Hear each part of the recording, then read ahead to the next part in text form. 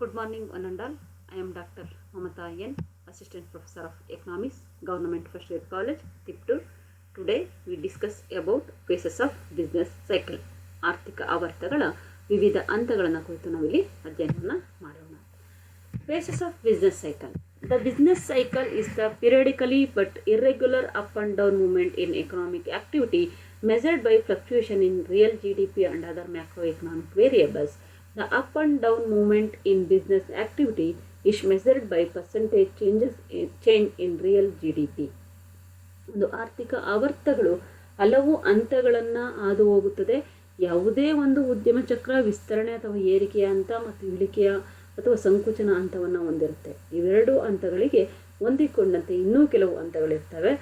ಆ ಮೇರೆಗೆ ಒಂದು ಮಾದರಿಯ ಉದ್ಯಮ ಚಕ್ರದ 5 ಹಂತಗಳನ್ನು ಒಳಗೊಂಡಿರುತ್ತೆ. The business cycle is the periodically but irregular up and down movement in economic activity measured by fluctuation in real GDP. ಒಟ್ಟು ರಾಷ್ಟ್ರೀಯ ಉತ್ಪನ್ನದಲ್ಲಿ ಕಂಡುಬರುವಂತಹ ಏರಿಳಿತಗಳನ್ನು ಅಂದಾಜು ಮಾಡಲಿಕ್ಕೆ ಅಥವಾ ಮಾಪನ ಮಾಡಲಿಕ್ಕೆ ಬಳಸುವಂಥದ್ದನ್ನು ನಾವಿಲ್ಲಿ ಆರ್ಥಿಕ ಆವರ್ತಗಳು ಅಂತ ಕರಿತೀವಿ. ಈ ಮ್ಯಾಕ್ರೋ ಎಕನಾಮಿಕ್ ವೇರಿಯಬಲ್ಸ್ ಅದರ ಮ್ಯಾಕ್ರೋ ಎಕಾನಮಿ ಅಂದರೆ ಸಮಗ್ರ ಆರ್ಥಿಕ ಚಟುವಟಿಕೆಗಳನ್ನು ಅಥವಾ ಛಲಗಳನ್ನು. The up and down movement in business activity is measured by percentage changes in real GDP. ಒಟ್ಟು ರಾಷ್ಟ್ರೀಯ ಉತ್ಪನ್ನದಲ್ಲಿ ಆಗುವಂತಹ ಬದಲಾವಣೆಗಳನ್ನು ಅಧ್ಯಯನವನ್ನು ಸಹ ಇದು ಮಾಡುತ್ತೆ. The upward and downward movement in economic magnitudes show different phases of a business cycles. Burns and Mitchell observed that basically there are only 2 phases in business cycle with the upward and downward movement in economic magnitude. ಆರ್ಥಿಕ ವ್ಯವಸ್ಥೆಯಲ್ಲಿ ಹೆಚ್ಚಳ ಅಂದರೆ ಏರಿಕೆ ಮತ್ತು ಇಳಿಮುಖ ಅನ್ನುವಂಥದ್ದು ಸಾಮಾನ್ಯವಾಗಿ ಕಂಡುಬರುವಂತಹ ಒಂದು ಹಂತ. ಬರ್ಸ್ ಅಂಡ್ ಮಿಚ್ಚೆಲ್ ಅವರು ಹೇಳ್ತಾರೆ, according to Burns and Mitchell observe that basically there are only 2 phases of business cycles. ಆರ್ಥಿಕ ಅಂದರೆ ಆರ್ಥಿಕ ವ್ಯಾಪಾರ ಚಕ್ರಗಳಲ್ಲಿ ಅಥವಾ ಆರ್ಥಿಕ ಚಟುವಟಿಕೆಗಳಲ್ಲಿ ಪ್ರಮುಖವಾಗಿ 2 ಹಂತಗಳನ್ನು ನಾವು ನೋಡ್ತೀವಿ. Expansion or prosperity and contraction or depression. ವ್ಯಾಪಾರದ ಚಕ್ರಗಳ ಏರಿಳಿತಗಳಲ್ಲಿ ಪ್ರಮುಖವಾಗಿ ನಾವು 2 ನೋಡ್ತೀವಿ. ಒಂದು ವಿಸ್ತರಣೆ, ಇನ್ನೊಂದು ಇಳಿಕೆ ಅಥವಾ ಸಂಕುಚನ ಅಂತ ಕರಿತೀವಿ. ಇಳಿಕೆ ಅಥವಾ ಸಂಕುಚನ ಅನ್ನುವಂಥದ್ದು. And includes prosperity and boom. Contraction phases include decision, depression and throw. Some economists are the opinion that there are only 2 extreme phases with. ಕೆಲವು ಅರ್ಥಶಾಸ್ತ್ರಜ್ಞರು ಸಹ 2 ಹಂತಗಳನ್ನು ಮಾತ್ರ ಹೆಚ್ಚಾಗಿ ಹೇಳ್ತಾರೆ, economic boom and economic depression. ಆರ್ಥಿಕ ಶೃಂಗವನ್ನು ತಲುಪುವಂಥದ್ದು ಅಥವಾ ಆರ್ಥಿಕ ಸಮೃದ್ಧಿ ಅನ್ನುವಂಥದ್ದು, ಇನ್ನೊಂದು ಆರ್ಥಿಕ ಇಳಿಕೆ ಅನ್ನುವಂಥದ್ದು. Economic recovery and decision are only the turning points. ಇವೆರಡು ಸಹ ಬಹಳ ಮುಖ್ಯವಾದಂತಹ ಆರ್ಥಿಕ ಚಟುವಟಿಕೆಯಲ್ಲಿರುವಂತಹ ಅಂಶಗಳು, ಅಂದರೆ ಬಹಳ ಮುಖ್ಯವಾದಂತಹ ಒಂದು ಟರ್ನಿಂಗ್ ಪಾಯಿಂಟ್ಗಳಾಗುತ್ತೆ. But majority economics are the opinion that a broader prospective business cycle has 4 important phases. They are economic depression or slump, economic recovery or revival, economic boom or prosperity, economic recession or depression. First one, economic depression or slump. Depression means ಮುಗ್ಗಟ್ಟು, ಆರ್ಥಿಕ ಮುಗ್ಗಟ್ಟು. This is the first phase of most critical and fearful stage of a trade cycle. It is protected and most deplorable period in which economic activities are far below the normal level and is extremely low and growth rate becomes negative. According to Haberler, depression is characterized by a real income consumed, real income produced and that rate of employment are falling and are sub-normal in the sense that there are idle resource and unused capacity, especially unused labor. ಆರ್ಥಿಕ ಮುಗ್ಗಟ್ಟು ಅಂತ ನಾವು ಕರಿತೀವಿ ಇದನ್ನು. First ಪೇಷನ್ನ ಅಥವಾ ಮೊದಲನೇ ಹಂತವನ್ನು, ಮುಗ್ಗಟ್ಟಿನ ಹಂತದ ಆರ್ಥಿಕ ಚಟುವಟಿಕೆಗಳು ಅತೀ ಕೆಳಮಟ್ಟದಲ್ಲಿರ್ತವೆ. ಉತ್ಪಾದನೆಯ ತೀವ್ರ ಇಳಿತ, ಅತಿ ಕಡಿಮೆ ಹೂಡಿಕೆ, ಭೀಕರ ನಿರುದ್ಯೋಗ, ಕೆಳಮಟ್ಟದ ಲಾಭಗಳು, ಬೆಲೆಗಳು, ವೇತನಗಳ ಕುಸಿತ, ಉದ್ಯಮದ ವಿಫಲತೆಗಳು ಈ ಹಂತದ ಲಕ್ಷಣಗಳಾಗಿರುತ್ತೆ. ಈ ಕಾರಣದಿಂದ ಸರ್ವವ್ಯಾಪಿಯಾದ ಅಸಂತುಷ್ಟತೆ ಮತ್ತು ನಿರಾಶಾವಾದ ಮನೆ ಮಾಡಿರುತ್ತದೆ. ಎಲ್ಲ ರೀತಿಯ ನಿರ್ಮಾಣ ಕಾರ್ಯಗಳು ಸಂಪೂರ್ಣವಾಗಿ ನಿಂತು ಹೋಗ್ತವೆ. ಇದರಿಂದ ದಾರುಣ ನಿರುದ್ಯೋಗ ವ್ಯಾಪಿಸುವುದಲ್ಲದೆ ಆದಾಯ, ಉತ್ಪಾದನೆ ಕುಸಿಯುತ್ತೆ. ನಿರುದ್ಯೋಗ ಕಾರ್ಮಿಕ ವರ್ಗದ ಭೀಕರ ದುರವಸ್ಥೆಗೆ ಕಾರಣ ಆಗುತ್ತೆ. ಒಂದು ಕ್ಷೇತ್ರದಲ್ಲಿ ಪ್ರಾರಂಭವಾದಂತಹ ಮುಗ್ಗಟ್ಟು ಎಲ್ಲ ಕ್ಷೇತ್ರಗಳಿಗೂ ಪಸರಿಸುತ್ತೆ. ಕೃಷಿ ಉತ್ಪನ್ನಗಳು ಬೆಲೆಗಳು ಅಗಾಧವಾಗಿ ಇಳಿತವೆ. ತಯಾರಿಕಾ ಕೈಗಾರಿಕೆಗಳಲ್ಲಿ ನಿರುದ್ಯೋಗ ಹೆಚ್ಚು ಗಾಢವಾಗುತ್ತೆ. ಹೊಸ ಸಾಲದ ಸೃಷ್ಟಿಯೇ ಇರುವುದಿಲ್ಲ. ಎಷ್ಟೋ ಉದ್ಯಮ ಘಟಕಗಳು ಉತ್ಪನ್ನವನ್ನು ಅಂದರೆ ನಷ್ಟವನ್ನು ತಾಳಲಾರದೆ ಮುಚ್ಚಲ್ಪಡುತ್ತೆ. ಹೀಗೆ ಮುಗ್ಗಟ್ಟಿನ ಎಲ್ಲ ವರ್ಗಗಳ ಜನರ ಸಂಕಷ್ಟಕ್ಕೆ ಕಾರಣ ಆಗುತ್ತೆ. This is the first phase most critical full stage of the trade cycle. ವ್ಯಾಪಾರ ಚಕ್ರಗಳಲ್ಲಿ ಬಹಳ ಪ್ರಮುಖವಾದಂತಹ ಅತ್ಯಂತ ಕ್ಲಿಷ್ಟವಾದಂತಹ ಒಂದು ಹಂತ. It is protected the most deplorable period in which economic activities are below the normal level. ಸಾಮಾನ್ಯವಾದಂತಹ ಸ್ಥಿತಿಗತಿಗಿಂತ ಅತ್ಯಂತ ಕೆಟ್ಟ ಸ್ಥಿತಿಯಾಗಿರುತ್ತೆ ಇದು. And is extremely low and growth of becomes negative. ಸಂಪೂರ್ಣವಾಗಿ ಆರ್ಥಿಕ ಬೆಳವಣಿಗೆ ಅನ್ನುವಂಥದ್ದು ಅಥವಾ ಬೆಳವಣಿಗೆ ದರ ಅನ್ನುವಂತಹದ್ದು ಏನಾಗಿರುತ್ತೆ, ನೆಗೆಟಿವ್ ಆಗಿರುತ್ತೆ, ಋಣಾತ್ಮಕವಾಗಿರುತ್ತೆ. According to Haberler, depression is the characterize by real income consumed. ನೈಜ ಆದಾಯ ಅನ್ನುವಂಥದ್ದು, ನೈಜ ಅನುಭೋಗ ಅನ್ನುವಂಥದ್ದು ಕಡಿಮೆ ಆಗುತ್ತೆ. Real income produce and the rate of employment of falling. ಆದಾಯ ಮತ್ತು ಉತ್ಪನ್ನ, ಉದ್ಯೋಗ ಎಲ್ಲವೂ ಸಹ ಕಡಿಮೆ ಆಗ್ತವೆ. Sub normal in the sense there are idle resources. ಎಲ್ಲ ಸಂಪನ್ಮೂಲಗಳು ಸಹ ಹೋಗುತ್ತೆ. ಅನ್ಯೂಸ್ಡ್ ಕೆಪಾಸಿಟಿ, ಯಾವುದೇ ಸಂಪನ್ಮೂಲವನ್ನು ನಾವು ಬಳಸ್ಕೊಳ್ಳಿಕ್ಕೆ ಸಾಧ್ಯತೆಯೇ ಇಲ್ಲದಂತಹ ಒಂದು ಸಾಮರ್ಥ್ಯವಿಲ್ಲದಂತಹ ಸ್ಥಿತಿ, ಎಸ್ಪೆಷಲಿ ಅನ್ಯೂಸ್ಡ್ ಲೇಬರ್ ಅಂದರೆ ಕಾರ್ಮಿಕ ವರ್ಗವನ್ನು ಸಹ ನಾವಿಲ್ಲಿ ಸರಿಯಾಗಿ ಬಳಸ್ಕೊಳ್ಳಿಕ್ಕೆ ಸಾಧ್ಯತೆ ಇಲ್ಲದೇ ಇರುವಂತಹ ಒಂದು ಸ್ಥಿತಿಯನ್ನು ನಾವು ಇಲ್ಲಿ ನೋಡ್ತೇವೆ. Haberler points out the features of depression. ಈ ಒಂದು ಮುಗ್ಗಟ್ಟಿಗೆ ಏನು ಕಾರಣಗಳು ಅಥವಾ ಯಾವ ಲಕ್ಷಣಗಳನ್ನ ಈ ಮುಗ್ಗಟ್ಟು ಹೊಂದಿರುತ್ತೆ ಅನ್ನುವಂಥದ್ದನ್ನು ಎಬರ್ಲರ್ ಪಾಯಿಂಟ್ ಔಟ್ ಮಾಡ್ತಾರೆ. ಅದರಲ್ಲೊಂದು decline the value of national income and output. ರಾಷ್ಟ್ರೀಯ ಆದಾಯ ಮತ್ತು ರಾಷ್ಟ್ರೀಯ ಉತ್ಪನ್ನ ಅನ್ನುವಂಥದ್ದು ಸಂಪೂರ್ಣವಾಗಿ ಈ ಒಂದು ಮುಗ್ಗಟ್ಟಿನಲ್ಲಿ ಕಡಿಮೆ ಆಗಿರುವಂತಹ ಸ್ಥಿತಿ. Decline in consumer and capital expenditure. ಅನುಭೋಗ ಮತ್ತು ಬಂಡವಾಳ ವೆಚ್ಚ ಸಹ ಕಡಿಮೆ ಆಗಿರುತ್ತೆ. ಅನುಭೋಗ ವೆಚ್ಚ ಮತ್ತು ಬಂಡವಾಳ ವೆಚ್ಚನೂ ಸಹ ಈ ಒಂದು ಮುಗ್ಗಟ್ಟಿನ ಸಂದರ್ಭದಲ್ಲಿ ಕಡಿಮೆ ಆಗಿರುವಂಥದ್ದು. Rise in the level of unemployment. ನಿರುದ್ಯೋಗದ ಪ್ರಮಾಣ ಹೆಚ್ಚಾಗ್ತಾ ಇರುವಂತಹ ಸ್ಥಿತಿ. Contraction of bank credit and interest rate. ಯಾವುದೇ ರೀತಿಯ ಬ್ಯಾಂಕಿನ ಸಾಲಗಳು ಅನ್ನುವಂಥದ್ದು ಸಿಗೋದಿಲ್ಲ ಮತ್ತು ಬಡ್ಡಿ ದರಗಳು ವಿಪರೀತವಾಗಿ ಹೆಚ್ಚಾಗಿರುತ್ತೆ. Decline of both input and output invention. ಉತ್ಪನ್ನಗಳ ಒಂದು ಇನ್ಪುಟ್ ಮತ್ತು ಔಟ್ಪುಟ್ ಎರಡೂ ಸಹ ಏನಾಗಿರುತ್ತೆ, ಕಡಿಮೆ ಆಗಿರುತ್ತೆ. Low marginal efficiency of capital. ಬಂಡವಾಳದ ಸೀಮಾಂತ ದಕ್ಷತೆ ಸಹ ಕಡಿಮೆ ಆಗಿರುತ್ತೆ. A price deflation. ಬೆಲೆಗಳು ಕಡಿಮೆ ಆಗುತ್ತೆ. Decrease in income and purchasing power of consumers resulting reduction. Decrease in income and purchasing power. ಆದಾಯ ಮತ್ತು ಕೊಳ್ಳುವ ಶಕ್ತಿ, ಅನುಭೋಗಿಗಳ ಕೊಳ್ಳುವ ಶಕ್ತಿ ಸಹ ಕಡಿಮೆ ಆಗುವಂತಹ ಸ್ಥಿತಿ. ಇನ್ the level of effective demand. ಪರಿಣಾಮಕಾರಿ ಬೇಡಿಕೆಯಲ್ಲಿ ಕಂಡುಬರುತ್ತೆ. Over all business pessimism. ಎಲ್ಲ ಆರ್ಥಿಕ ಅಂದರೆ ವ್ಯಾಪಾರಗಳು ಸಹ ಕುಸ್ತೋಗುವಂತಹ ಸ್ಥಿತಿ. Operation of the economy at under capacity. ಇಡೀ ಆರ್ಥಿಕ ಚಟುವಟಿಕೆ ಕುಸಿದು ಬೀಳುವಂತಹ ಸಂಕಷ್ಟದ ಸ್ಥಿತಿಯನ್ನು ನಾವಿಲ್ಲಿ ನೋಡ್ತೇವೆ ಅನ್ನುವಂಥದ್ದು. ಇದು ಎಬರ್ಲರ್ ಅವರು ಮುಗ್ಗಟ್ಟಿನಲ್ಲಿ ಕಂಡುಬರುವಂತಹ ಲಕ್ಷಣಗಳನ್ನು ವಿವರಿಸ್ತಾರೆ. A slump of depression show its first a substantial decline in general output and employment. ಸಹಜವಾಗಿ ಮಂದಿ ಕಂಡುಬರುವಂಥದ್ದು ಏನಪ್ಪ ಅಂದರೆ ಉತ್ಪನ್ನ ಕಡಿಮೆ ಆಗುತ್ತೆ, ನಿರುದ್ಯೋಗ ಉಂಟಾಗುತ್ತೆ. The decline in economic activity is not uniform. ಆದರೆ ಇಲ್ಲಿ ಆರ್ಥಿಕ ಚಟುವಟಿಕೆಗಳು ಒಂದೇ ರೀತಿಯಲ್ಲಿ ಇರೋದಿಲ್ಲ. Contraction in output might be much more in manufacturing such as machinery and equipment. ಉತ್ಪನ್ನ ಅನ್ನುವಂಥದ್ದು ಸಿದ್ಧಪಡಿಸಿದಂತಹ ಸರಕುಗಳಲ್ಲಿ ಮತ್ತು ಯಂತ್ರೋಪಕರಣದ ಯಾಂತ್ರಿಕವಾದಂತಹ ಸರಕುಗಳಲ್ಲಿ ಮಾತ್ರ ಹೆಚ್ಚಾಗಿರುತ್ತೆ. Mining, construction and transport than in retail trade of agriculture. Therefore, capital goods industries suffer more than consumer goods industries. ಬಂಡವಾಳ ಕೈಗಾರಿಕೆಗಳು ಸಹ ಅನುಭೋಗಿ ಸರಕುಗಳ ಕೈಗಾರಿಕೆಗಳಿಗಿಂತಲೂ ದುಸ್ಥಿತಿಯನ್ನು ತಲುಪಿರುವಂತಹ ಒಂದು ಸ್ಥಿತಿ ಮುಗ್ಗಟ್ಟು. Second phases economic recovery or revival. ಚೇತರಿಕೆ, ಆರ್ಥಿಕ ಚೇತರಿಕೆ. Recovery is the second phase of the trade cycle. Depression is characterized by an overall curtailment of aggregate economic activity, but it is not a permanent feature of economy. After a period of depreciation, recovery starts. It is period wherein economic activities receives stimulate and recover from the shocks and move in upward directions. ಈ ಚೇತರಿಕೆ ಅನ್ನುವಂಥದ್ದು recovery is the second phase of the trade cycle. ಆರ್ಥಿಕ ಚಕ್ರಗಳಲ್ಲಿ ಅಥವಾ ವ್ಯಾಪಾರ ಚಕ್ರಗಳಲ್ಲಿರುವಂತಹ ಎರಡನೇ ಹಂತ. Depression is characterised by over all curtailment aggregate economic activity. ಈ ಒಂದು ಮುಗ್ಗಟ್ಟು ಅನ್ನುವಂಥದ್ದು ಆರ್ಥಿಕತೆಗಳಲ್ಲಿ ಕಂಡುಬರುವಂತಹ ಸಾಮಾನ್ಯವಾದಂತಹ ಲಕ್ಷಣಗಳಾದರೆ, but it is not permanent feature. ಅದು ಮುಗ್ಗಟ್ಟು ಅನ್ನುವಂಥದ್ದು ಪರ್ಮನೆಂಟ್ ಆಗಿರುವಂಥದ್ದು ಅಂದರೆ ಶಾಶ್ವತವಾದಂತಹ ಒಂದು ಲಕ್ಷಣ ಏನಲ್ಲ. ಅದರ ನಂತರ after a period of depression ಅಂದರೆ ಮುಗ್ಗಟ್ಟಿನ ನಂತರ ರಿಕವರಿ ಸ್ಟಾರ್ಟ್ಸ್, ಚೇತರಿಕೆ ಅನ್ನುವಂಥದ್ದು ಪ್ರಾರಂಭ ಆಗುತ್ತೆ.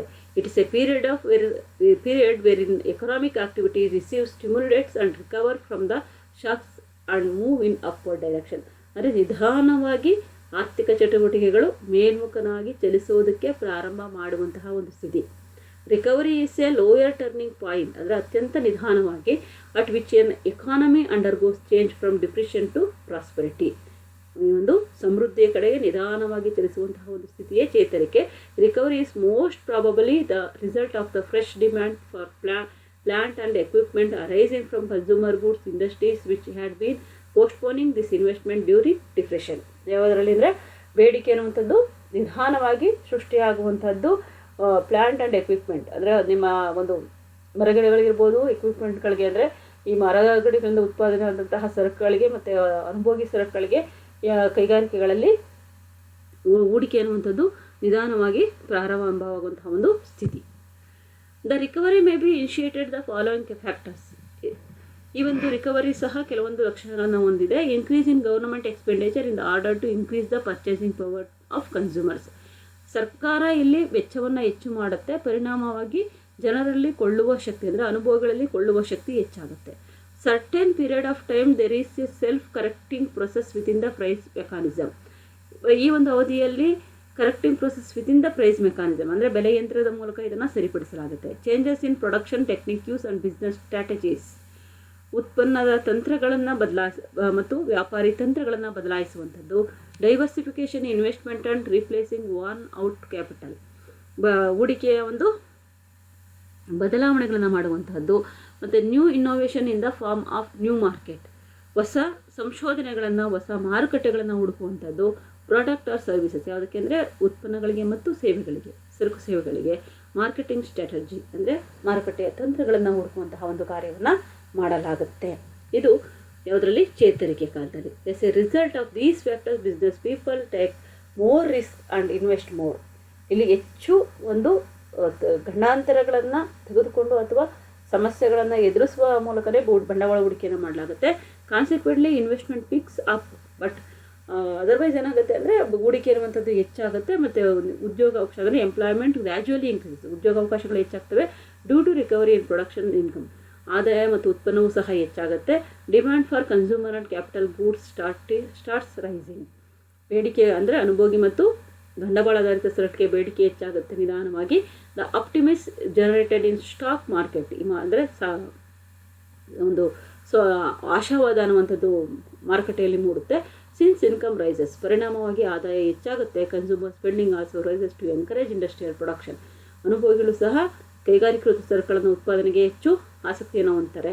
ಸಿನ್ಸ್ ಬ್ಯಾಂಕ್ಸ್ ಯಾವ ಅಕ್ಯುಮುಲೇಟೆಡ್ ಎಕ್ಸೆಸ್ ಕ್ಯಾಶ್ ರಿಸರ್ವ್ಸ್, ಮತ್ತು ಬ್ಯಾಂಕ್ಗಳು ಸಹ ಹೊಸ ಸಾಲಗಳನ್ನು ಸೃಷ್ಟಿ ಮಾಡಲಿಕ್ಕೆ ಪ್ರಾರಂಭ ಮಾಡ್ತವೆ.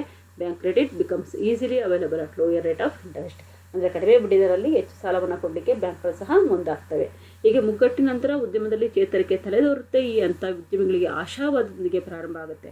ಉದ್ಯಮ ಚಟುವಟಿಕೆಗಳನ್ನು ವಿಸ್ತರಿಸುವುದರಿಂದ ಪ್ರಗತಿ ಹೊಂದಲು ಸಾಧ್ಯವಾಗಬಹುದೆಂದು ಅವರು ಭಾವಿಸ್ತಾರೆ. ಇದರಿಂದಾಗಿ ಹೂಡಿಕೆ ಹೆಚ್ಚುತ್ತೆ, ಹೊಸ ನಿರ್ಮಾಣ ಕಾರ್ಯಗಳು ಪ್ರಾರಂಭ ಆಗುತ್ತೆ, ಸಾಲದ ವಿಸ್ತರಣೆ ಜೊತೆಯಲ್ಲಿಯೇ ಇವು ಸಾಗುತ್ತವೆ.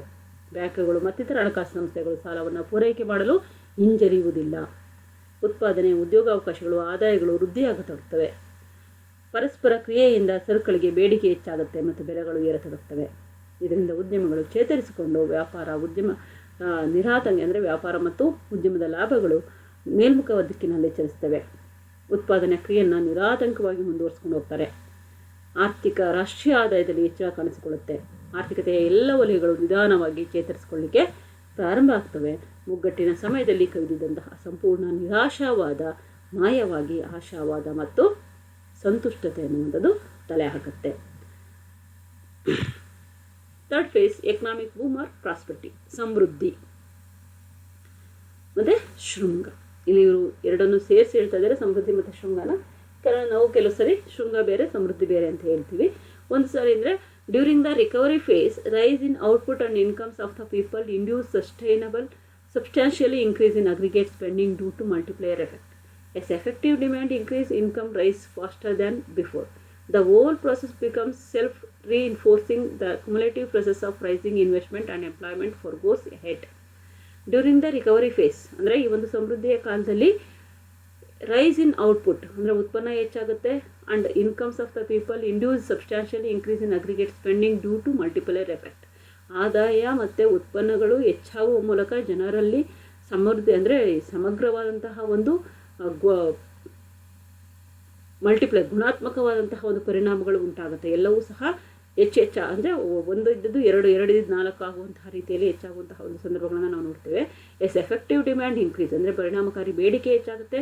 Income rises faster than before, ಆದಾಯ ಅನ್ನುವಂಥದ್ದು ಹೆಚ್ಚಾಗುತ್ತೆ. The whole process becomes self reinforcing, ಇಡೀ ಆರ್ಥಿಕ ವ್ಯವಸ್ಥೆಯಲ್ಲಿ ಬದಲಾವಣೆಯ ಗಾಳಿ ಬೀಸುತ್ತೆ. ಚೇತರಿಕೆ ಅನ್ನುವಂಥದ್ದು ಸಮೃದ್ಧಿ ಅನ್ನುವಂಥದ್ರ ಕಡೆ ಹೊರಡುತ್ತೆ. The cumulative process of rising investment and employment forges ahead, ಈ ಒಂದು ಪರಿಣಾಮವಾಗಿ ಹೂಡಿಕೆ ಹೆಚ್ಚಳ ಆಗೋದರ ಪರಿಣಾಮವಾಗಿ ಉದ್ಯೋಗಾವಕಾಶಗಳು ಹೆಚ್ಚಾಗ್ತವೆ. ಇನ್ವೆಸ್ಟರ್ಸ್ ಬಿಕಮ್ ಮೋರ್ ಕಾನ್ಫಿಡೆಂಟ್, ಉದ್ಯೋಗಾವಕಾಶಗಳು ಹೆಚ್ಚಾಗ್ತಾರೆ. ಮತ್ತು ಉದ್ಯಮಿಗಳು ಸಹ ಹೆಚ್ಚು ಆಸಕ್ತಿಯನ್ನು ಅಂದರೆ ಹೂಡಿಕೆಯನ್ನು ಹೆಚ್ಚು ಮಾಡಲಿಕ್ಕೆ ಆಸಕ್ತಿಯನ್ನು ತೋರಿಸ್ತಾರೆ. Expanding productive activity takes the economy to a boom or prosperity phase, ಇದರಿಂದಾಗಿ ಸಮೃದ್ಧಿಯ ಹಂತಕ್ಕೆ ನಾವು ತಲುಪ್ತೇವೆ.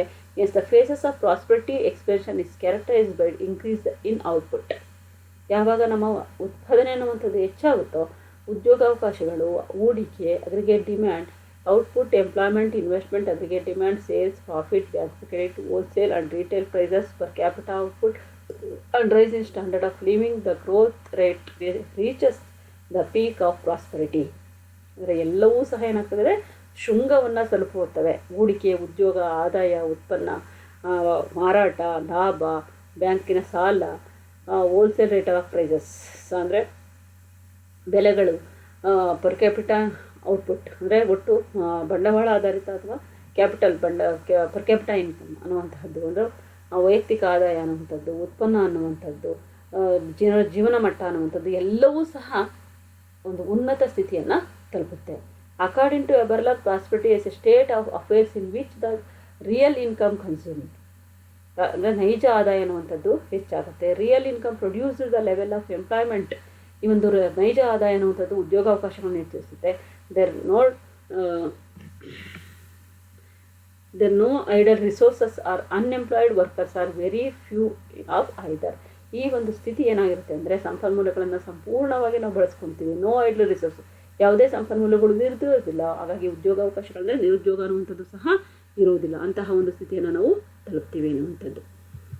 ಎಬರ್ಲರ್ points out the features of prosperity are rise in the national output and trade, rise in consumer ಅಂದರೆ ರೈಸ್ ಇನ್ ನ್ಯಾಷನಲ್ ಔಟ್ಪುಟ್ ಅಂದರೆ and trade, ವ್ಯಾಪಾರ ಮತ್ತು ರಾಷ್ಟ್ರೀಯ ಉತ್ಪನ್ನ ಹೆಚ್ಚಾಗುತ್ತೆ. ಕನ್ಸ್ಯೂಮರ್ ಆ್ಯಂಡ್ ಕ್ಯಾಪಿಟಲ್ ಎಕ್ಸ್ಪೆಂಡಿಚರ್, ಅನುಭೋಗ್ಯ ಮತ್ತು ಬಂಡವಾಳ ಸರಕುಗಳ ವೆಚ್ಚ ಹೆಚ್ಚಾಗುತ್ತೆ. Rise in level of employment and income, ಉದ್ಯೋಗ ಮತ್ತು ಆದಾಯ ಹೆಚ್ಚಾಗುತ್ತೆ. Increase in both input and output invention, ಆಂತರಿಕವಾದಂತಹ ಮತ್ತು ಉತ್ಪನ್ನಗಳು ಹೆಚ್ಚಾಗುತ್ತೆ.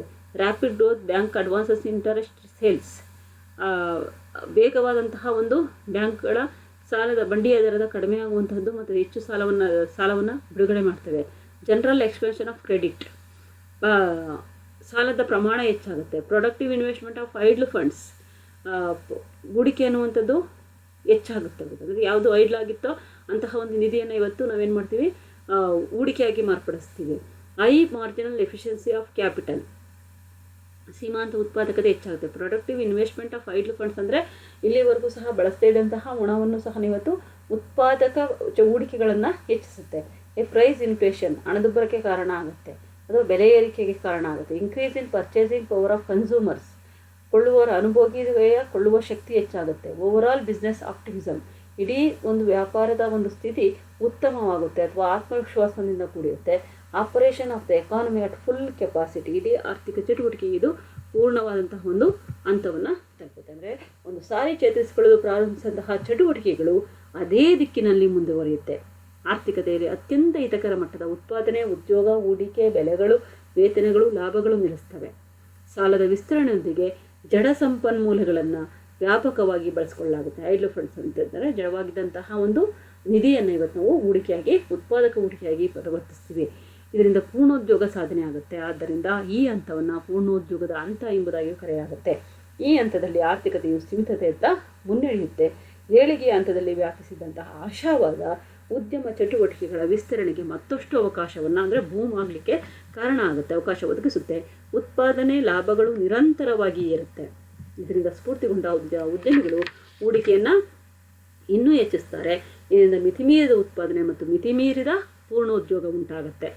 ವೇತನಗಳು ಏರುತ್ತಿರುವುದರಿಂದ ಮತ್ತು ಉತ್ಪಾದನೆಗೆ ಹೆಚ್ಚಿನ ಸಂಖ್ಯೆಯ ಕಾರ್ಮಿಕರು ಅವಶ್ಯವಾಗಿರುವುದರಿಂದ ಶ್ರಮಬಲದ ಪೂರೈಕೆಗಿಂತ ಅದರ ಬೇಡಿಕೆ ಅಧಿಕ ಆಗುತ್ತೆ. ಆದ್ದರಿಂದ ಇದನ್ನು ಮಿತಿಮೀರಿದ ಪೂರ್ಣೋದ್ಯೋಗದ ಅಂತ ಕರಿತೀವಿ. ಮಿತಿಮೀರಿದ ಉತ್ಪಾದನೆ ಸಾಲದ ವಿಸ್ತರಣೆಯೊಂದಿಗೆ ಹಣದುಬ್ಬರ ಸೃಷ್ಟಿಯಾಗುತ್ತೆ. ಒಟ್ಟಿನಲ್ಲಿ ಶೃಂಗದ ಹಂತದಲ್ಲಿ ಆರ್ಥಿಕ ಚಟುವಟಿಕೆಗಳು ಅತ್ಯಂತ ಬಿರುಸಾಗಿ ನಡೀತವೆ. ಎಲ್ಲ ವರ್ಗಗಳ ಜನರಲ್ಲಿ ಆಶಾವಾದ ಗರಿಷ್ಠ ಮಟ್ಟವನ್ನು ಮುಟ್ಟುತ್ತೆ. Last phase or fourth phase economic recession or contraction, ಹಿಂಜರಿತ, ಆರ್ಥಿಕ ಹಿಂಜರಿತ. Economic recession is the fourth phase in the trade cycle.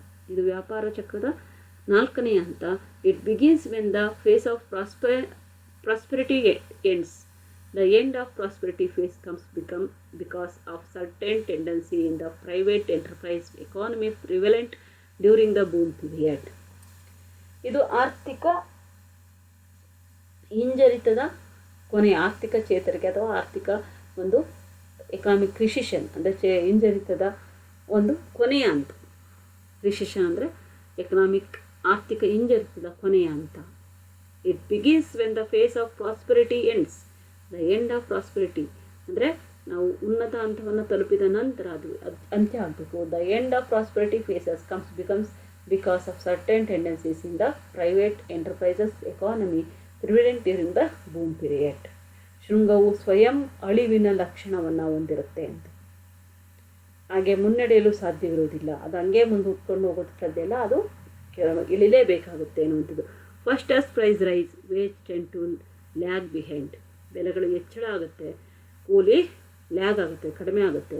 S a result purchasing power of the workers tends to lag behind supply of consumer goods. ಸರಕುಗಳ ಒಂದು ಪೂರೈಕೆ ಮತ್ತು ಬೇಡಿಕೆ ಅಂದರೆ ಸರಕುಗಳಿಗೆ ಪೂರೈಕೆ ಅನ್ನುವಂಥದ್ದು ಹೆಚ್ಚಾಗಿರುತ್ತೆ, ಆದರೆ ಬೇಡಿಕೆ ಅನ್ನುವಂಥದ್ದು ಕೊಳ್ಳುವಂತಹ ಸಾಮರ್ಥ್ಯ ಕಡಿಮೆ ಆಗ್ತಾ ಹೋಗುತ್ತೆ. Secondly, expansion of production is hampered by shortage of some inputs and bottlenecks in production.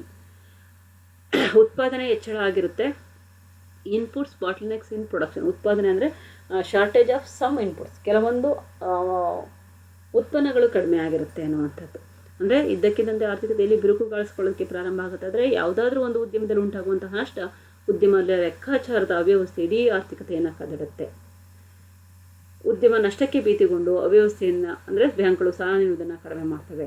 Secondly, expansion of production is hampered the shortage of some inputs and bottlenecks in production. ಉತ್ಪಾದನೆಯಲ್ಲಿ ಕೆಲವೊಂದು ಹೂಡಿಕೆಗಳನ್ನು ಕಡಿಮೆ ಮಾಡಲಾಗುತ್ತೆ. Thirdly, excessive demand for labour and material pushes up growth factor and product prices. ಉದ್ಯೋಗ ಅವಕಾಶಗಳು ಕಡಿಮೆ ಆಗ್ತವೆ, ಯಾಕೆಂದರೆ ಪೂರೈಕೆ ಅಂದರೆ ಕಾರ್ಮಿಕರ ಪೂರೈಕೆ ಅನ್ನುವಂಥದ್ದು ಹೆಚ್ಚಾಗುತ್ತೆ. Fourthly, the non availability of credit beyond a particular rate of expansion. Financial institution including banks cannot expand credit beyond a limit.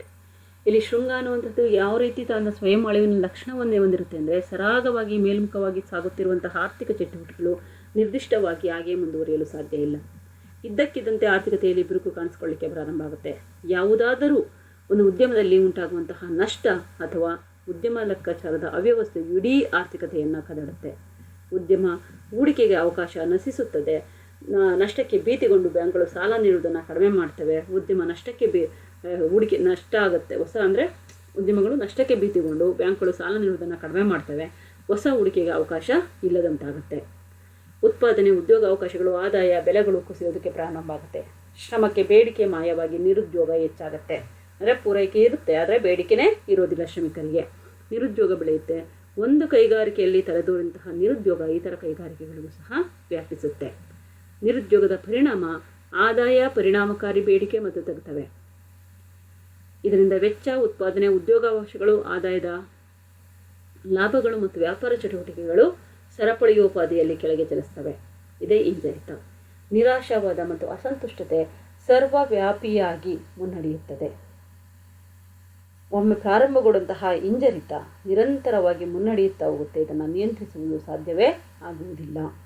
ಎಲ್ಲ ಆರ್ಥಿಕ ಚಟುವಟಿಕೆಗಳ ಕುಸಿತದಿಂದ ಅಂತಿಮವಾಗಿ ಮುಗ್ಗಟ್ಟು ಸಂಭವಿಸುತ್ತದೆ.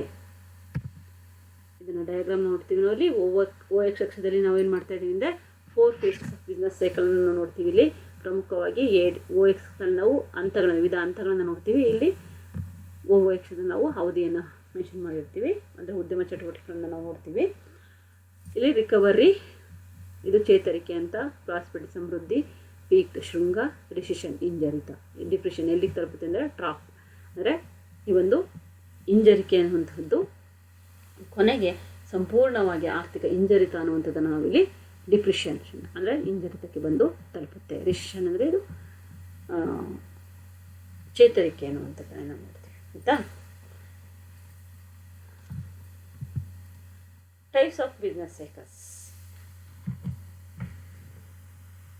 Professor James Arthur Estey is classified as 5 important types.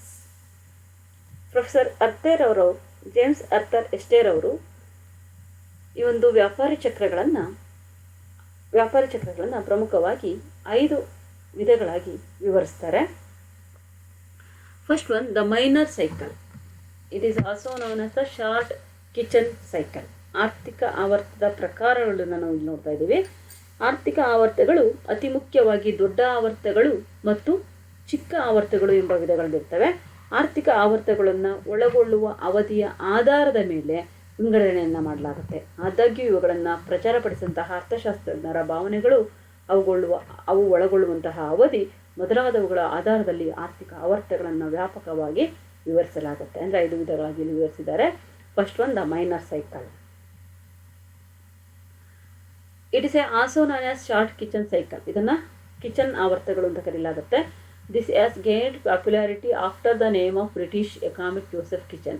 ಇದು kitchen ರವರು ಕಂಡುಹಿಡಿದಂತಹ ಒಂದು ಆರ್ಥಿಕ ಆವರ್ತಗಳು, ಹಾಗಾಗಿ ಅವರ ಹೆಸರಿನಿಂದಲೇ ಇದನ್ನು ಕರೆಯಲಾಗುತ್ತೆ. 1923 He made a research and came into conclusion that a cycle takes place within duration approximately 30 to 40 months. ಅವರು ಒಂದು ಅಧ್ಯಯನವನ್ನು ಕೈಗೊಳ್ತಾರೆ. ಅದರ ಒಂದು ಅಧ್ಯಯನದ ಅಂತಿಮ ಫಲಿತಾಂಶದಲ್ಲಿ ಅವರು ಹೇಳ್ತಾ ಇದ್ದಾರೆ 30 ರಿಂದ 40 ತಿಂಗಳ ಅವಧಿಯಲ್ಲಿ ಈ ಒಂದು minor cycle and the major cycle is composed of 2 or 3 minor cycles of 40 months. ಈ ಒಂದು ಮೇಜರ್ ಅಂದರೆ ದೀರ್ಘಾವಧಿಯ ಆವರ್ತಗಳಿಗಿಂತ ಕಡಿಮೆ ಇರುವಂಥದ್ದು. ದೀರ್ಘಾವಧಿಯ ಆವರ್ತಗಳು 30 ರಿಂದ 40 ಹಂತಗಳು ಏನು ತಿಂಗಳಿದೆಯೋ ಅದರ 3-4 2 or 3 ಮೈನರ್ ಸೈಕಲ್ಸ್ ಅನ್ನುವಂಥದ್ದನ್ನು ಒಳಗೊಂಡಿರುವಂಥದ್ದು ಮೇಜರ್ ಸೈಕಲ್ ಆಗಿರುತ್ತೆ. ಆದರೆ ಇದು ಕೇವಲ 30 ರಿಂದ 40 ತಿಂಗಳ ಅವಧಿಯನ್ನು ಒಳಗೊಂಡಿರುವಂತಹದ್ದು. ಅದನ್ನು ನಾವು ಎಂತ ಕರಿತೀವಿ? ಚಿಕ್ಕ ಆವರ್ತಗಳು ಅಂತ ಕರಿತೀವಿ. ಆರ್ಥಿಕ ಆವರ್ತಗಳಲ್ಲಿ ಚಿಕ್ಕ ಆವರ್ತಗಳು ಅನ್ನುವಂಥದ್ದನ್ನು ನಾವಿಲ್ಲಿ ಕರಿತೀವಿ. Second one, the major cycle. ಇದನ್ನೇ ಆ್ಯನ್ಸನ್ ಅವರು ಸಹ ಹೇಳ್ತಾರೆ ಇಲ್ಲಿ. It is also known as the long Juglar cycle. ಇದನ್ನು ಅತಿ ದೀರ್ಘಾವಧಿಯ ಕಾಂಟ್ರಾಕ್ಟಿವ್ ಆವರ್ತಗಳು ಅಂತಲೂ ಸಹ ಇದನ್ನು ಕರೀತಾರೆ. ಇದನ್ನು ಕ್ಲೆಮೆಂಟ್ ಜಗ್ಲರ್ ಅವರು ಪ್ರತಿಪಾದಿಸ್ತಾರೆ. It is defined as the fluctuation of business activity between successive crises. In 1862, Clement Juglar, a French economist, showed that periods of prosperity, crisis and liquidation followed each other always in the same order. Later economists have come to the conclusion that a Juglar cycle's duration in the average 9.5 years. ಅತಿ ದೀರ್ಘಾವಧಿಯ ಕಾಂಟ್ರಾಕ್ಟಿವ್ ಆವರ್ತಗಳು ಅಂತ ನಾವು ಇದನ್ನು ಕರಿತೀವಿ, major ಸೈಕಲ್ಸನ್ನು. ಅಂದರೆ ಇಲ್ಲಿ Clement ಜಗ್ಲರ್ ಹೇಳ್ತಾರೆ 1862 ಮತ್ತು ಇಲ್ಲಿ 70ರಿಂದ ಅವ್ರು ಹೇಳ್ತಾರೆ. 62ರಲ್ಲಿ ಕ್ಲೆಮೆಂಟ್ ಜಗ್ಲರ್ ಹೇಳುವಂತಹದ್ದು ಏನಪ್ಪ ಅಂತಂದರೆ ದೀರ್ಘಾವಧಿಯ 1867 ದೀರ್ಘಾವಧಿಯ ಜಗ್ಲರ್ ಆವರ್ತಗಳು ಅಂತ ಹೇಳ್ತಾರೆ ಇವರು. ಆ್ಯನ್ಸನ್ನಿಗಿಂತ ಮುಂಚೆ ಪೂರ್ವದಲ್ಲಿ ಕ್ಲೆಮೆಂಟ್ ಜಗ್ಲರ್ ಅವರು ಅರ್ಥಶಾಸ್ತ್ರಜ್ಞ ಆರ್ಥಿಕ ಆವರ್ತಗಳ ಕಾಲಾವಧಿಯ ವ್ಯತ್ಯಾಸವನ್ನು ಕಂಡಿರ್ತಾನೆ. ಜಗ್ಲರ್ ಸುಮಾರು 10 ವರ್ಷಗಳಿಗೊಮ್ಮೆ ಘಟಿಸುತ್ತಿದ್ದಂತಹ ಆವರ್ತಿಕ ಕುಸಿತಗಳು ಸಂಬಂಧವಿಲ್ಲದೆ ಬರುವಂತಹ ಘಟನೆಗಳಲ್ಲ. ಒಂದೇ ಒಂದು ಪ್ರಕಾರ ಉದ್ದಕ್ಕೂ ಚಲಿಸಿ ಬರುವಂತಹ ಆವರ್ತನಮಯ ಚಲನವಲನಗಳ ಮಾದರಿಯಲ್ಲಿ ಸೇರಿದ ಒಂದು ಅಂಶವೆಂದು ಅವರು ಹೇಳ್ತಾರೆ. ಉತ್ಕರ್ಷ, ವಿಷಮತೆ ಮತ್ತು ಕುಸಿತಗಳು ಒಂದೊಂದಾಗಿ ಕ್ರಮವಾಗಿ ಘಟಿಸುವಂತಹ ಸಂಗತಿಗಳು. ಹಾಗಾಗಿ ವ್ಯಾಪಾರೋದ್ಯಮಿಗಳು ಏರಿಳಿತಗಳು ಚಕ್ರಾಕಾರವಾಗಿ ಸುತ್ತುವಿಕೆಯು ಪ್ರಪ್ರಥಮವಾಗಿ ಜಗ್ಲರ್ ತೋರಿಸಿದ್ದಕ್ಕಾಗಿ ಅದನ್ನು 10 ವರ್ಷಗಳ ಆವರ್ತಗಳು ಅಂತ ಕರಿತೀವಿ. ಇದನ್ನು ಜಗ್ಲರ್ ಆವರ್ತಗಳು, ಅವರ ಹೆಸರಿನಲ್ಲೇ ಅವರ ನೆನಪುಗಾಗಿ ಕರೆಯುವಂಥದ್ದು ಜಗ್ಲರ್ ಆವರ್ತಗಳು ಎಂದು ಕರೀತಾರೆ. ಇದರ ಅವಧಿ 10 ವರ್ಷಗಳು. 1862ರಲ್ಲಿ ಕ್ಲೆಮೆಂಟ್ ಜಗ್ಲರ್ ಅವರು ಇದನ್ನು ದೀರ್ಘಾವಧಿಯ ಜಗ್ಲರ್ ಆವರ್ತಗಳನ್ನು ಕಂಡಿರ್ತಾರೆ. ಮೊದಲನೇದು ಮೈನರದು ಕಿಚನ್ ಆವರ್ತಗಳು ಅಂತ ಕರಿತೀವಿ. ಇದನ್ನು ಅದರ ಅವಧಿ 40 ರಿಂದ 40 ತಿಂಗಳಿಗೂ 30 ರಿಂದ 40 ತಿಂಗಳಿಗೂ ಅಂತ ಹೇಳ್ತಾರೆ. Next the very long period cycle. This is also known as a Kondratieff cycle. Kondratieff ರವರ ಒಂದು ಆವರ್ತಗಳು ಅಂತ ಕರಿತೀವಿ. This was propounded by N D Kondratieff, the Russian economist, 1925, and came to the conclusion that there are longer waves. ರಷ್ಯಾದ Kondratieff ಅನ್ನುವಂತಹ N D ಕಾಂಟ್ರಾಕ್ಟಿವ್ ಅನ್ನುವಂತಹ ಅರ್ಥಶಾಸ್ತ್ರಜ್ಞ 1925ರಲ್ಲಿ ಒಂದು ಅಂತಿಮ ತೀರ್ಮಾನಕ್ಕೆ ಬರ್ತಾನೆ. ಆರ್ಥಿಕ ಆವರ್ತಗಳಿಗೆ ಸಂಬಂಧಪಟ್ಟಂತೆ ಅವನು ಹೇಳುವಂತಹದ್ದೇನಪ್ಪ ಅಂದರೆ, longer waves of cycles of more than 50 years or longer wave of cycle are more than 50 years are ranging from 50 to 60 years in these long waves are called contractive cycles. ಕಾಂಟ್ರಾಕ್ಟಿವ್ ರವರ ಆವರ್ತಗಳು. ಕ್ಲೆಮೆಂಟ್ ಜಗ್ಲರ್ ಅವರು ಆರ್ಥಿಕ ಆವರ್ತಗಳ ಕಾಲಾವಧಿಯ ಅಧ್ಯಯನವನ್ನು ಮಾಡಿದರು. Nikolai ಕಾಂಟ್ರಾಕ್ಟಿವ್ ಎಂಬ ರಷ್ಯಾದ ಅರ್ಥಶಾಸ್ತ್ರಜ್ಞ 1870ರಿಂದ 1920ರ ನಡುವೆ ಅವಧಿಯಲ್ಲಿನ ಏಳ್ತೆಗಳನ್ನು ಅಭ್ಯಸಿಸಿ ಜಗ್ಲರ್ ಆವರ್ತಗಳನ್ನು ಒಳಗೊಂಡ 50 ವರ್ಷಗಳಿಗೂ ಹೆಚ್ಚಿನ ಅವಧಿಯ ಅತಿ ದೀರ್ಘಾವಧಿಯ ಆವರ್ತಗಳು ಇರುತ್ತವೆ ಅಂತ ನಿರೂಪಿಸ್ತಾನೆ. ಆದ್ದರಿಂದ ಅತಿ ದೀರ್ಘಾವಧಿಯ ಆವರ್ತಗಳಿರುತ್ತವೆ ಅನ್ನುವಂಥದ್ದು. ಅದನ್ನು ಅತಿ ದೀರ್ಘಾವಧಿಯ ಆರ್ಥಿಕ ಆವರ್ತಗಳನ್ನು ಕಾಂಟ್ರಾಕ್ಟಿವ್ ಆರ್ಥಿಕ ಆವರ್ತಗಳು ಅಂತ ಕರೀತಾರೆ. ಇದರ ಅವಧಿ 50ರಿಂದ 60 ವರ್ಷಗಳಾಗಿರುತ್ತೆ. Next Kuznets cycles. The business cycle was propounded by the famous American economist Professor Simon Kuznets. Is the secular swing 16 to 22 years, which is so pronounced that it drops the 7 to 11 year cycle into relative insignificance, and this can show effect within the period. This is known as Kuznets cycle. ಕುಜ್ನೆಟ್ಸ್ ರವರ ಆರ್ಥಿಕ ಆವರ್ತಗಳು ಅಂತ ಕರಿತೀವಿ. Simon ಕುಜ್ನೆಟ್ಸ್ ರವರು ಅಮೆರಿಕದ ಅರ್ಥಶಾಸ್ತ್ರಜ್ಞ. ಈತ 16ರಿಂದ 22 ವರ್ಷಗಳ ಅವಧಿಯ ಒಂದು ಹೊಸ ದೀರ್ಘಾವಧಿಯ ಆವರ್ತಗಳನ್ನು ಜನಪ್ರಿಯಗೊಳಿಸ್ತಾರೆ. ಈ ಆವರ್ತಗಳನ್ನ ಕುಜ್ನೆಟ್ಸ್ ಆವರ್ತಗಳು ಅಂತ ಕರೀತಾರೆ. ನೆಕ್ಸ್ಟ್ ಬಿಲ್ಡಿಂಗ್ ಸೈಕಲ್ಸ್ ಅಂದರೆ ಕಟ್ಟಡ ಆವರ್ತಗಳು ಅಂತ. Building cycle are associated with the name of 2 American economists, namely Warren and Pearson. They expressed their view in World Prices and the Building Industry book in the year 1937. They expressed their view that business cycles relates to the construction of buildings and its duration is twice that of the major cycle. The duration of building cycles are in 15 to 20 years and the average being 18 years. The cost of such cycle has major effect on building construction and on the industrial development. Such upwards and downwards are common in building industry. ಕಟ್ಟಡ ನಿರ್ಮಾಣಕ್ಕೆ ಸಂಬಂಧಿಸಿದ ಏರಿಳಿತಗಳು ಇನ್ನೊಂದು ರೀತಿಯಲ್ಲಿ ಆರ್ಥಿಕ ಆವರ್ತಗಳಾಗಿರುತ್ತೆ. ಇದನ್ನು ಸಹ ಅಮೆರಿಕದ ಅರ್ಥಶಾಸ್ತ್ರಜ್ಞರಾದ ವಾರನ್ ಮತ್ತು ಪಿಯರ್ಸನ್ ಎಂಬುವರು ಈ ಆವರ್ತಗಳನ್ನು ಜನಪ್ರಿಯಗೊಳಿಸ್ತಾರೆ. ಕಟ್ಟಡ ನಿರ್ಮಾಣ ಉದ್ಯಮದಲ್ಲಿ ಸಂಭವಿಸುವಂತಹ ಏರಿಳಿತಗಳಿಗೆ ಅನುಗುಣವಾಗಿ ಆರ್ಥಿಕ ಚಟುವಟಿಕೆಗಳಲ್ಲೂ ಸಹ ಜರುಗುವ ಏರಿಳಿತಗಳನ್ನು ಕಟ್ಟಡ ಆವರ್ತಗಳು ಅಂತ ಕರೀತಾರೆ. ಇದರ ಅವಧಿ ಸುಮಾರು 18ರಿಂದ 20 ವರ್ಷಗಳಾಗಿರುತ್ತೆ. 18 ವರ್ಷಗಳಾಗಿರುತ್ತೆ ಅನ್ನುವಂಥದ್ದು 18ರಿಂದ 20 ವರ್ಷಗಳಾಗುತ್ತೆ. The cost of such cycle has major effect on building construction. ಇದು ಅಂದರೆ ಕಟ್ಟಡದ ಒಂದು ನಿರ್ಮಾಣಕ್ಕೆ ಸಂಬಂಧಪಟ್ಟಂತಹ ಪ್ರಮುಖವಾದಂತಹ ಆವರ್ತವಾಗಿರುತ್ತೆ. ಮತ್ತೊಂದು ಇಲ್ಲಿ ಇದಿಷ್ಟು ಆರ್ಥಿಕ ಆವರ್ತದ ವಿಧಗಳಾಗಿರುತ್ತೆ. Thank you one and all.